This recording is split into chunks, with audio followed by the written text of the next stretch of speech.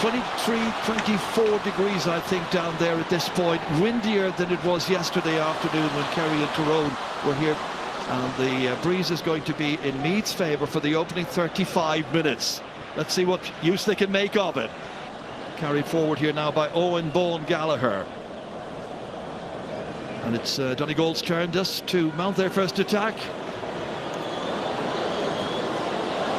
Michael Murphy decides, let's have a go to get the opening. Boy, did he gets it! Good start over just over a minute gone. Michael Murphy puts Donegal in front. First touch for Oisín Gallen. Conor O'Donnell now moving inside on that left, beats the attempted block, gets it on target. 2 attacks, producing 2 scores for Donegal. They're back in front again. That's Ronan Ryan, all the way up as far as Kieran Caulfield. Bit more urgency and quickness about this attack, and that is Owen Frey not hanging around. That's a very confident strike by the team captain. Turning it back to Thompson, who's also got a very good outside shot. Meath well aware of that, so they're playing within close contact as best they can. This is out as far as Shane O'Donnell, and Shane O'Donnell floats another beauty. Lovely score by Shane O'Donnell and Donegal.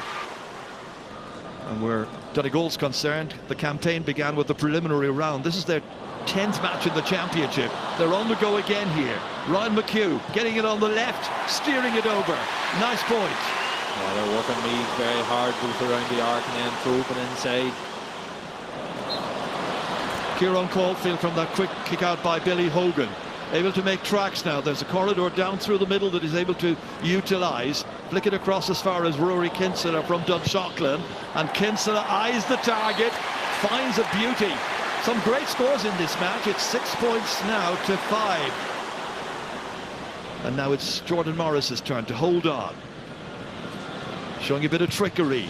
Ambition as well, kicking it long but kicking it to the right. And they've missed 6 chances so far. This is the absolute temptation for me, is to try and keep going with those 2-pointers. They've also tried and sort of forced a goal chance there where they got through, and they probably had a very easy point chance and they went for the goal. That bravery that we've loved watching all year could come to cost them.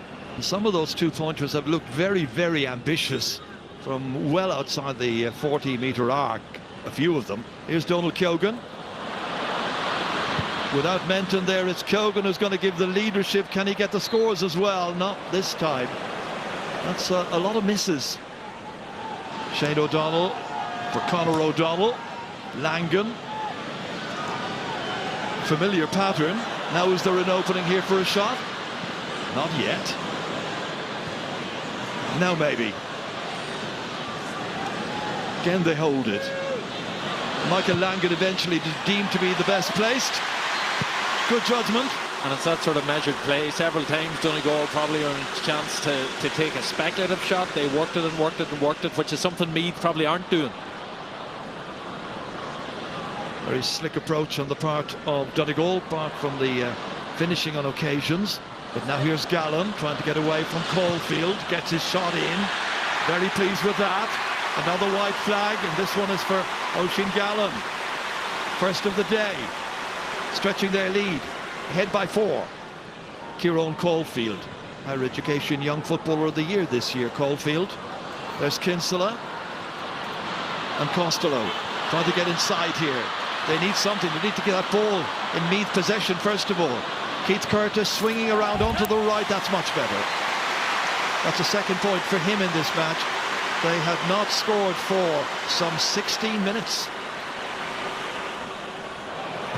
Easily able to pick out Kieran Thompson because there was absolutely nobody on him. 2 Meath players about 20 metres behind him at that stage.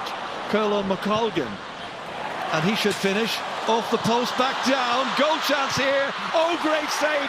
Hugh McFadden stopped by Billy Hogan. It should have been in the back of the net. Donegal looking to reach their first All-Ireland final since 2014. Meath hoping to be back here in 2 weeks' time for the first time in some 24 years. Advantage Donegal at this stage. Langan holding off the challenge, giving it to Kieran Thompson, playing it inside here to Rorty. He's already scored 1 goal in the championship. Murphy has it here, and Murphy puts it over the bar. It's a 5th point of the match for Michael Murphy. You felt it should have been in the back of the net.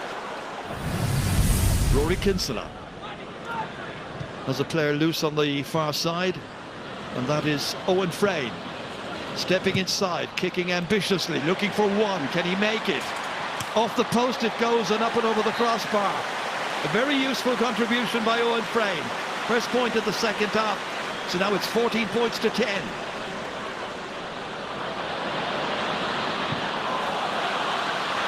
And now at the other end they're under pressure with Quillan McGolligan raiding.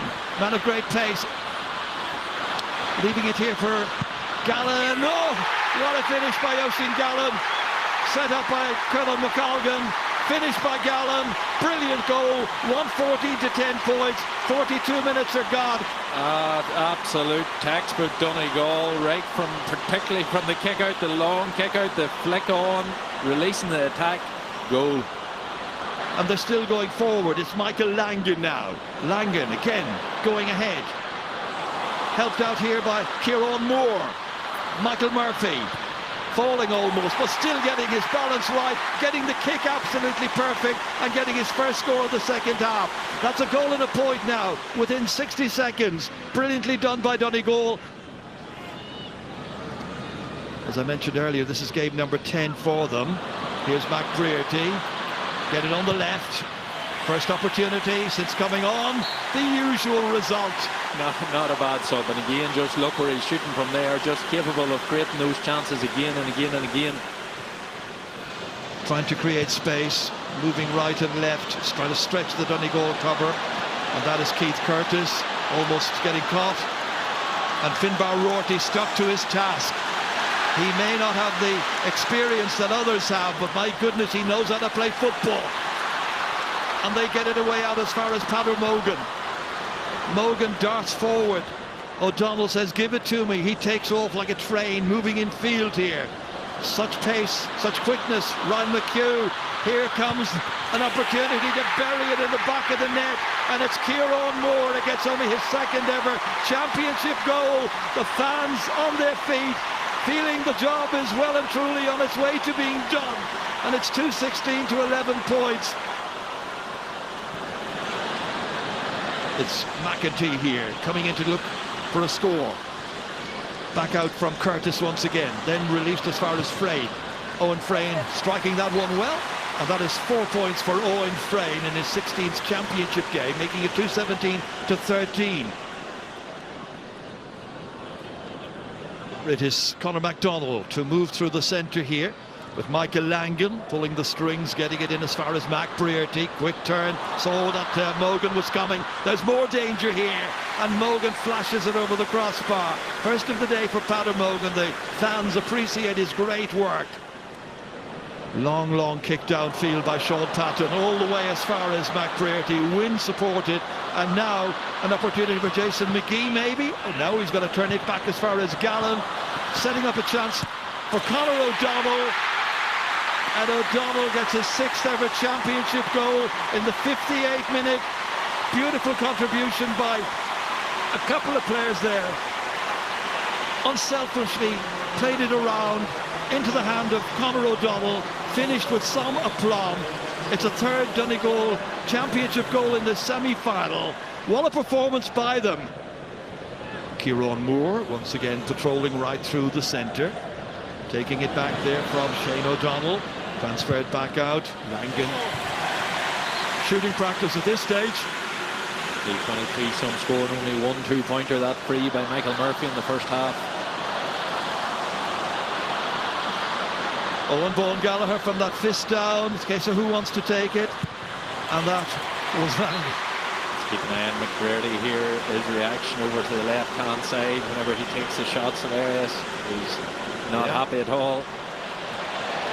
Meath were the surprise team of the championship.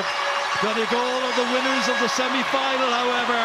They have had a thoroughly convincing semi-final victory over the Royals. And it will be a repeat of the 2014 All-Ireland final in just 2 weeks' time.